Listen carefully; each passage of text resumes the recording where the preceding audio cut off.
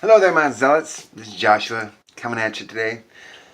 I just had a pretty intense conversation with somebody, and it was very hardcore. And it brought up an issue that I don't think I've ever talked about before. And it's one that I've known, but I've just never thought to bring up. And I think I'm going to bring it up now. There is a verse in Colossians that says that husbands are supposed to love wives must submit themselves unto their husbands in all things, and husbands are to love the wife as he loves himself. That's awesome. I think that's amazing. But the problem is, in our culture, women marry for love. And they do. If they are in love with somebody, they marry. And invariably what happens is that these women marry men that are not biblical, that are not godly. And it happens consistently time and time again because they follow their heart and it leads them to a man that's of the world. It says, trust in the Lord with all thine heart and lean not unto your own understanding. In all your ways acknowledge him and he shall direct your path. He, God. God will direct your path. God will lead you to the man that you are supposed to marry. God wants you to marry not for love, but for righteousness. Let me say that again. God does not want you to marry for love. He wants you to marry for righteousness. And if you marry for righteousness, then you will find love. But you must first be obedient. Husbands are to love the wife as he loves himself. Only husbands are called to love the wife. It is a commandment for the husband to love the wife. It is a commandment for the wife to be obedient to her husband. And it says in Psalms, the virtuous woman, where it talks about your husband shall be known in the gates. So you are supposed to be marrying a righteous man. He's supposed to be a righteous man. And if he's not a righteous man, then you've picked the wrong guy. Do not marry for love. Marry for righteousness. This is just a concept that is lost in our current society. You know, it's like women, there's a thing called hypergamy.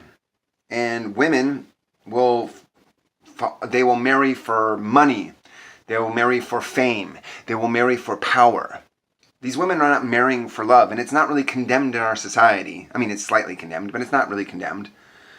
If somebody's marrying for any other reason than love, it's okay as long as it's not for righteousness. Women are supposed to be practicing spiritual hypergamy. And that is, you're marrying somebody above your station. When you practice spiritual hypergamy, that means you're looking for the most righteous man you possibly can. That is what it is. That's what it says. And you see it time and time again in the scriptures. That God ordains women to marry men that are righteous. And not because that they love them or they're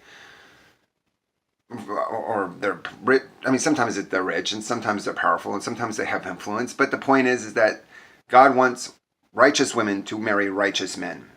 And from that point, moving forward,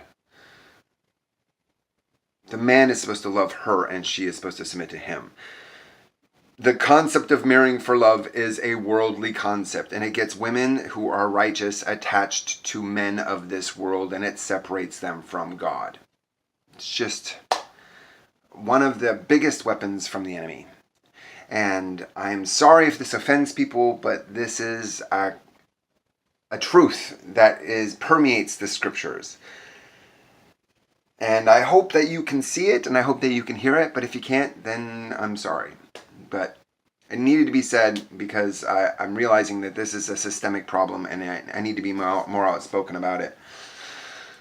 But, so, women, don't trust in your own understanding. Trust in God. Marry for righteousness. And then love will come, but it's not commanded. And husbands, love your wife.